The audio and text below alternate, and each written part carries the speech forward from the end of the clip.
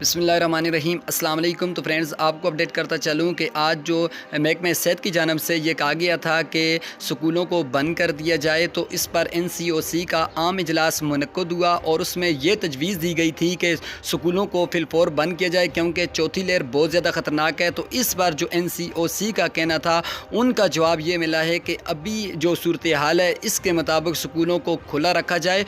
और तमाम जो है वहाँ पर मीटिंग में मौजूद अफराद ने यही कहा कि अब स्कूलों को खुला रखना चाहिए क्योंकि काफ़ी टाइम के बाद स्कूल ओपन हुए हैं। और फिर NCOC का ये कहना था कि इस बार दोबारा कुछ दिन स्कूल स्टार्ट रखने के बाद दोबारा मीटिंग बुलाई जाएगी और सूरत हाल को देखा जाएगा, तो उसके मुताबिक फिर फैसला किया जाएगा। इसके अलावा आपको मालूम भी है कि 25 अगस्त को एक सूबाई वज़ीर तालीम की आम मीटिंग भी होगी, जबकि महकमे सेहत का यही कहना था कि स्कूलों को बंद रखा जाए क्योंकि चौथी लहर बहुत ज़्यादा ख़तरनाक है और इस केसेस में बहुत ज़्यादा ख़तरा भी है और बच्चों की जानों का ख़तरा है। तो फ्रेंड्स, ये आज स्कूलों की तजवीज़ को बंद करने की मुस्तरद कर दिया गया है। चैनल को